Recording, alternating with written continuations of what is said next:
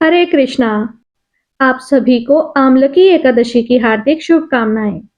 आज के दिन भगवान विष्णु के साथ साथ माता लक्ष्मी की पूजा और आंवले के पेड़ की पूजा का विधान है। आमलकी एकादशी को रंग भरी एकादशी के नाम से भी जाना जाता है। आज के दिन आंवले के पूजन से घर परिवार के लोगों को सौभाग्य, अच्छा स्वास्थ्य और लंबी उम्र का वरदान मिलता है। आज के दिन जिस किसी भी रूप में आंवले का प्रयोग किया जाता है, उसका कई गुना पुण्य मिलता है। आंवले का रस, आंवले का चूर्ण या आंवले का मुरब्बा, आप इनका भी प्रयोग आज के दिन कर सकते हैं। एकादशी के दिन भगवान कृष्ण की भी पूजा करनी चाहिए और उन्हें भी फलों का भोग लगाना चाहिए। भगवान कृष्ण को खुरचन का भोग भी लगाया जाता है।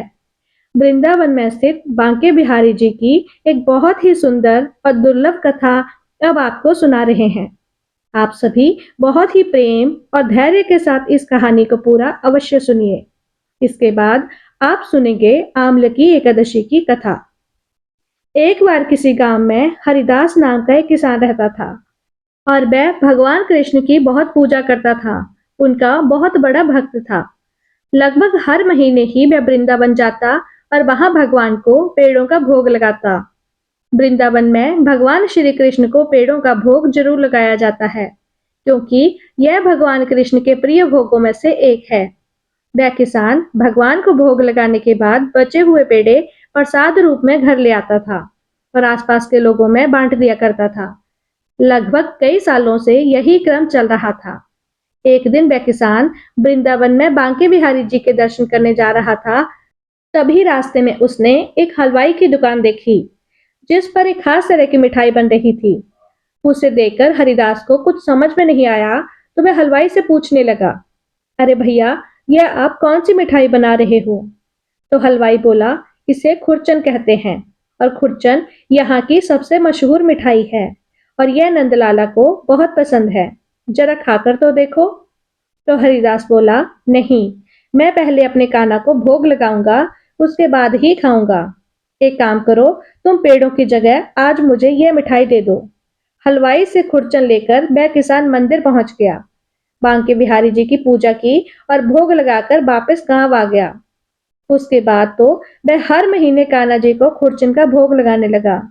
इसी बीच मौसम बदला और गर्मियां शुरू हो गईं। फिर एक बार वह वृंदावन जाने लगा तो रास्ते में उसी हलवाई की दुकान पर पहुंच गया।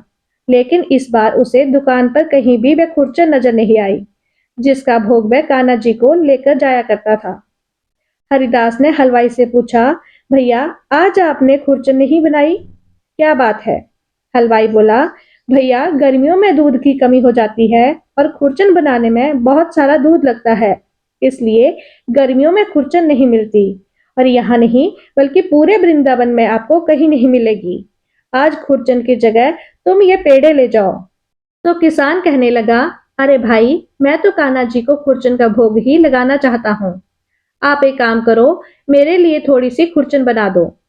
सुनकर हलवाई बोला, अरे खुरचन नहीं बन सकती, उसे बनाने में पूरा दिन लग जाता है। ना तो हमारे पास इतने छोटे बर्तन हैं जिसमें थोड़ी सी खुरचन बनाए। आप मेरी बात मानो, कान्हा जी को पेड़ों का भोग लगा दो। किसान ने सोचा, लगता है इस बार कान्हा जी को खुरचन का भोग नहीं मिलेगा। चलो, पेड़ों का ही भोग लगा देता हूँ। ऐसा कहकर उसने हलवाई से पेड़े लिए और भगवान को भोग लगाने के लिए मंदिर में पहुंचा और भोग लगाकर वापस आ गया। जब अपने घर पर वह रात के समय सो रहा था, तो उसके सपने में कान्हा जी बाल रूप में दिखाई दिए।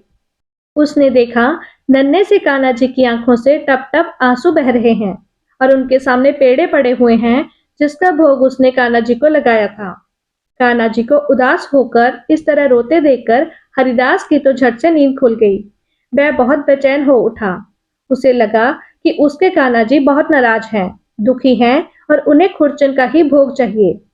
वह अपने मन में सपने को याद करके रात में ही पैदल वृंदावन के लिए चल पड़ा। रास्ते में वह चलता जा रहा था और किसी तरह चलते चलते वह हलवाई की उस दुकान पर पहुंच गया। वह लगातार सारी रात तक चलता रहा। अब वह वृंदावन में उसी हलवाई की दुकान पर पहुंच गया तो सवेरा होने वाला था। हलवाई भी इतने समय में उस किसान को अच्छी तरह से जान गया था, क्योंकि वह किसान भी लगभग हर महीने ही वृंदावन में उस हलवाई की दुकान पर पहुंच जाया करता था, क्योंकि उसे अपने कान्हा जी के लिए खुरचन का भोग जो लेना था। हलवाई ने जब उस किसान को देखा तो कहने लगा, अरे भाई, इतनी सुबह सुबह क्या बात है? तो किसान कहने लगा, आप मुझे बता दो खुरचन कैसे बनेगी, नहीं तो मेरे नंदलाला तो बहुत भूखे रह जाएंगे। हलवाई बोला, हमारे जैसी खुरचन पूरे वृंदावन में कोई नहीं बनाता, हम तुम्हें कैसे बता दें? मुझे तो लगता है तुम्हें किसी हलवाई ने खुरचन के बारे में पता करने भेजा है कि खुरचन कैसे बनाई जाती है, क्योंकि इतनी स्वादिष्ट खुरचन तो केवल हमारी ही दुकान पर मिलती है। और यहाँ तुम कान्हा जी का नाम लेकर झूठी मन घड़त कहानियां बना रहे हो, ताकि मैं तुम्हें खुरचन बनाने की विधि बता दूं। चलो भागो यहाँ से, और फिर कभी दोबारा नजर मत आना। हलवाई से डांट फटकार सुनकर किसान बेचारा दुखी हो गया और वह कान्हा जी के मंदिर के बाहर जाकर चुपचाप बैठ गया। दुख के मारे वह कान्हा जी के दर्शन करने भी नहीं गया। खाली हाथ जाता तो क्या करता? उसे तो नंदलाला के लिए खुरचन का भोग ही चाहिए था। अब इधर किसान को मंदिर की सीढ़ियों पर बैठे बैठे सुबह से शाम हो गई और वह भूखा प्यासा वहीं बैठा रहा और हरे कृष्णा का जाप करता रहा। शाम के समय किसी तरह वही हलवाई जिसने किसान को डांटकर भगा दिया था, हरिदास को यानी उसी किसान को ढूंढता हुआ वहां पर आ गया और कहने लगा, भाई, मैं बहुत देर से आपको ढूंढ रहा हूँ। आपको मैंने दुकान से भगा दिया और उसके बाद से मेरी दुकान पर तो एक भी ग्राहक नहीं आया। शाम तक सारी मिठाइयां ऐसे ही रखी रही और सारी बासी हो गई। आज से पहले तो ऐसा कभी नहीं हुआ। आप मुझे माफ कर दो। नंदलाला तुम्हारे द्वारा स्वयं मेरी मिठाई का भोग लेना चाह रहे थे, और मैंने घमंड में आकर क्या किया, तुम्हें अपनी दुकान से डांट कर भगा दिया। अब चलो, मेरे साथ चलो, मैं तुम्हें खुरचन बना कर दूंगा। किसान कहने लगा, मुझे क्षमा कर दो भाई, मेरे कारण तुम्हें कष्ट हुआ। अपनी दुकान छोड़कर तुम्हें यहाँ मुझे ढूंढते हुए आना पड़ा। हलवाई बोला, आप पहले मेरे साथ चलो, मैंने बहुत सारा दूध मंगाया है। अब दुकान में हर दिन खुरचन बनेगी, और फिर चाहे तुम कितनी भी खुरचन लेकर चले जाना। फिर चाहे कितनी भी महंगी खुरचन क्यों ना हो, मैं तुम्हें कान्हा जी को भोग लगाने के लिए खुरचन जरूर दूंगा। अब हलवाई उस किसान को अपने साथ दुकान पर लेकर आ गया और उसके सामने ही खुरचन बनाने लगा। पूरी रात खुरचन बनाने में लग गई और सुबह होते ही मंदिर के कपाट खुलते ही किसान ने भगवान को खुरचन का भोग लगाया और उस हलवाई ने सारी खुरचन प्रसाद के रूप में बांट दी। अब किसान के मन में जो बेचैनी थी, जो उदासी थी, वह भी दूर हो गई, क्योंकि उसके नंदलाला ने उसके हाथ से खुरचन का भोग जो ले लिया था। अब सुनिए एकादशी की कथा। एक बार धर्मराज युधिष्ठिर ने भगवान श्री कृष्ण से कहा, हे कृष्ण, मैंने विजया एकादशी का महात्म्य जो महान फल देने वाला है वह सुन लिया है। अब फाल्गुन मास के शुक्ल पक्ष की एकादशी का नाम और महात्म्य बताने की कृपा कीजिए। तब भगवान श्री कृष्ण बोले, हे महाभाग, मैं इस समय वह प्रसंग सुनाता हूँ जिसे राजा माधांतर के पूछने पर महात्मा वशिष्ठ जी ने कहा था। फाल्गुन शुक्ल पक्ष की एकादशी का नाम आमलकी एकादशी है। इसका पवित्र व्रत विष्णु लोक की प्राप्ति कराने वाला है। ऋषि मानधता ने पूछा, हे मुनि श्रेष्ठ, ये आमलकी कब उत्पन्न हुई, मुझे बताइए। वशिष्ठ जी ने कहा, हे महाभाग, पृथ्वी पर आमलकी की उत्पत्ति किस प्रकार हुई, मैं यह बताता हूँ। आमलकी महान वृक्ष है जो सब पापों का नाश करने वाला है।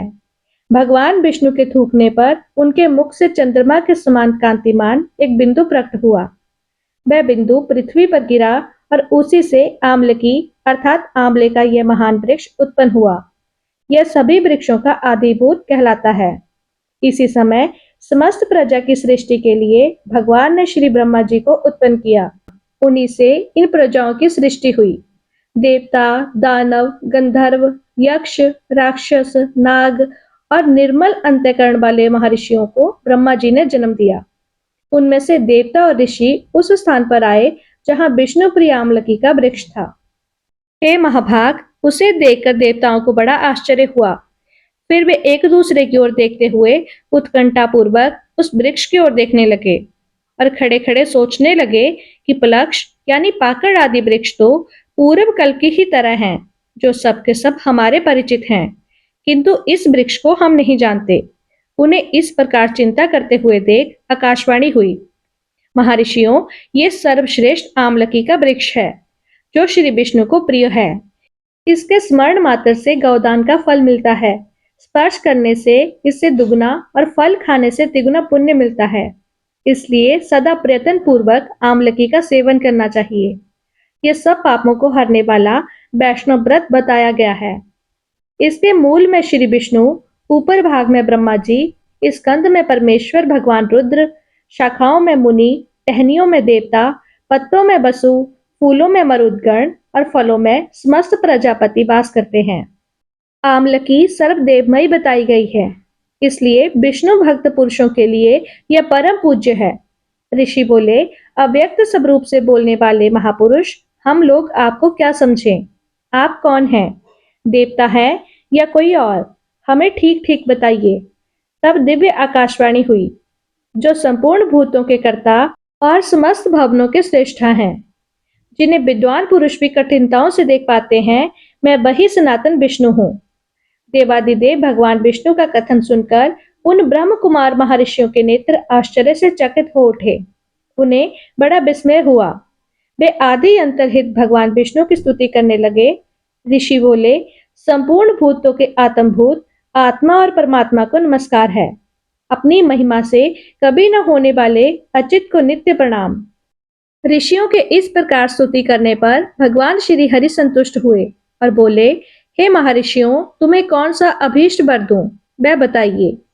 ऋषि बोले, अगर आप हमसे संतुष्ट हैं तो हमारे हित के लिए कोई ऐसा व्रत बतलाइए जो स्वर्ग और मोक्ष रूपी फल प्रदान करने वाला हो। श्री विष्णु बोले, महर्षियों, फाल्गुन शुक्ल पक्ष में यदि पुष्प नक्षत्र से युक्त द्वादशी हो तो वह महान पुण्य देने वाली और बड़े बड़े पातकों का नाश करने वाली होती है। उसमें जो विशेष कर्तव्य हैं उसे भी सुनो। आमलकी एकादशी में आंवले के वृक्ष के पास जाकर वहां रात्रि में जागरण करना चाहिए। इससे मनुष्य सब पापों से छूट जाता है और सहस्त्र गौदान का फल प्राप्त करता है। विप्रगण, यह सब व्रतों में से उत्तम व्रत है जिससे मैंने तुम लोगों को बताया है। ऋषि बोले, भगवान, इस व्रत की विधि भी बतलाइए। यह कैसे पूर्ण होता है? इसके देवता, नमस्कार और मंत्र कौन कौन से बताए गए हैं? उस समय स्नान और दान कैसे किया जाता है? पूजन की कौन सी विधि है और उसके लिए मंत्र क्या हैं? ये सब बातों का यथार्थ रूप से वर्णन कीजिए। तब भगवान विष्णु कहने लगे, द्विजवरों, इस व्रत की जो उत्तम विधि है उसको सुनो। एकादशी को प्रातःकाल दंत धावन करके यह संकल्प करें कि हे पुंडरीकाक्ष, हे अच्युत, मैं एकादशी को निराहार रहकर दूसरे दिन भोजन करूंगा। आप मुझे शरण में रखें। ऐसा नियम लेने के बाद पतित, चोर, पाखंडी, दुराचारी, मर्यादा भंग करने वाले और गुरु पत्नीगामी मनुष्य से वार्तालाप ना करें। अपने मन को वश में रखते हुए नदी में, पोखरे में, कुएं पर या घर पर ही स्नान करें। स्नान के बाद घर आकर पूजा और हवन करें। इसके बाद सब प्रकार की सामग्री लेकर आंवले के वृक्ष के पास जाएं। वहां वृक्ष के चारों ओर की जमीन को लीप पोत कर शुद्ध करें। शुद्ध की हुई भूमि में मंत्र पाठ पूर्वक जल से भरे हुए नवीन कलश की स्थापना करें। कलश में पंचरत्न और दिव्य गंध आदि छोड़ दें। श्वेत चंदन से उसको चर्चित करें। कंठ में फूलों की माला पहनाएं। सब प्रकार के धूप की सुगंध आदि फैलाएं। जलते हुए दीपों की श्रेणी सजाकर रखें। तात्पर्य यह है कि सब ओर से सुंदर और मनोहर दृश्य उपस्थित करें। पूजा के लिए नया छाता, जूते और वस्त्र भी मंगा कर रखें। कलश के ऊपर एक पात्र में रखकर उसे दिव्य खीलों से भर दें। फिर उसके ऊपर स्वर्णमय परशुराम जी की स्थापना करें। इसके बाद भक्ति युक्त चित्त से जागरण करें। नृत्य, संगीत, वाद्य, धार्मिक उपाख्यान और श्री विष्णु संबंधी कथा वार्ता आदि के द्वारा रात्रि बिताएं। इसके बाद भगवान विष्णु के नाम लेकर आमलकी वृक्ष की परिक्रमा 108 या 28 बार करें। फिर सवेरा होने पर श्री हरि की आरती करें। ब्राह्मण की पूजा करके वहां की सब सामग्री उसे निवेदन करके दें। परशुराम जी का कलश, वस्त्र, जूता आदि सभी वस्तुएं दान में दें और यह भावना करें कि परशुराम जी के स्वरूप में भगवान विष्णु मुझ पर प्रसन्न हो। इसके बाद आमलकी का स्पर्श करके उसकी परिक्रमा करें और स्नान करने के बाद विधि पूर्वक ब्राह्मणों को भोजन कराएं। इसके बाद परिवारजनों के साथ बैठकर स्वयं भी भोजन करें। ऐसा करने से जो पुण्य मिलता है वह सब बतलाता हूँ। सुनो, संपूर्ण तीर्थों के सेवन से जो पुण्य मिलता है और सब प्रकार के दान देने से जो फल मिलता है वह सब उपयुक्त विधि के पालन से सुलभ हो जाता है। समस्त यज्ञों की अपेक्षा भी अधिक फल मिलता है, इसमें बिल्कुल भी संदेह नहीं है। यह व्रत सब व्रतों में उत्तम है, जिसका मैंने तुम्हें पूरा पूरा वर्णन किया है। वशिष्ठ जी कहते हैं, महाराज, इतना कहकर देवेश्वर भगवान श्री विष्णु वहीं अंतर्ध्यान हो गए। इसके बाद उन समस्त महर्षियों ने उक्त व्रत का पूर्ण रूप से पालन किया। भगवान श्री कृष्ण कहते हैं, हे धर्मराज, इसी प्रकार तुम्हें भी इस व्रत का अनुष्ठान करना चाहिए। युधिष्ठिर, यह व्रत मनुष्य को सब पापों से मुक्त कराने वाला है। पौराणिक मान्यताओं के अनुसार यह माना जाता है कि ब्रह्मा जी की उत्पत्ति श्री विष्णु जी की नाभि से हुई है। एक बार ब्रह्मा जी ने पर ब्रह्मा की तपस्या करके स्वयं को जानने का प्रयास किया। तपस्या से प्रसन्न होकर भगवान विष्णु ने ब्रह्मा जी को दर्शन दिए। उन्हें देखते ही ब्रह्मा जी की आंखों से आंसू की धारा बहने लगी।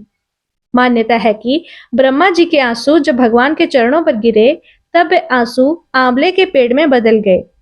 तब भगवान विष्णु ने कहा कि आज से यह वृक्ष और इसका फल मुझे बहुत ही प्रिय होगा, और जो भी भक्त आंवले की एकादशी के दिन इस वृक्ष की पूजा करेगा या मुझ पर आंवला चढ़ाएगा, उसे सहज ही मोक्ष की प्राप्ति हो जाएगी। आंवलकी एकादशी की एक और अन्य कथा के अनुसार प्राचीन समय में वैदिश नाम का एक नगर था। उस नगर में ब्राह्मण, क्षत्रिय, वैश्य और शूद्र रहते थे। वहां रहने वाले सभी नगरवासी विष्णु भगवान के भक्त थे और वहां पर कोई भी नास्तिक नहीं था। उसके राजा का नाम था चैत्ररथ। राजा बहुत ही विद्वान और धार्मिक थे। सबसे विशेष बात यह थी कि उस नगर में कोई भी व्यक्ति दरिद्र नहीं था। नगर में रहने वाला हर व्यक्ति एकादशी व्रत का पालन किया करता था। एक बार फाल्गुन महीने में आमलकी एकादशी आई। सभी नगरवासी और राजा ने मिलकर यह व्रत किया और मंदिर में जाकर आंवले की पूजा की और वहीं पर रात्रि में जागरण किया। तभी रात के समय वहां पर एक बहेलिया आया।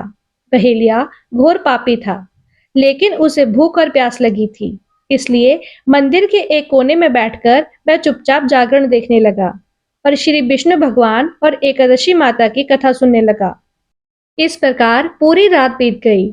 नगरवासियों के साथ साथ वह बहेलिया भी पूरी रात जगता रहा। सवेरा होने पर सभी नगरवासी अपने घर चले गए। फिर बहेलिये ने भी अपने घर जाकर भोजन किया। कुछ समय बीतने के बाद उस बहेलिये की मृत्यु हो गई, लेकिन उसने आमलकी एकादशी का व्रत कथा सुनी और रात्रि में जागरण भी किया था, इसलिए अगले जन्म में उसे राजा विदुर के घर पर जन्म मिला। राजा ने उसका नाम रखा वसुरथ। बड़ा होकर वह नगर का राजा बना। एक दिन वह शिकार के लिए निकला तो बीच में ही रास्ता भूल गया। रास्ता भूल जाने के कारण वह एक पेड़ के नीचे सो गया। थोड़ी ही देर बाद वहां पर मलेच्छ आ गए और राजा को अकेला पाकर उसे मारने का प्रयास करने लगे। उन्होंने कहा कि इसी राजा के कारण उन्हें देश निकाला दिया गया है, इसलिए हमें इसे मार देना चाहिए। इधर इस बात से अनजान राजा गहरी नींद में सोता रहा।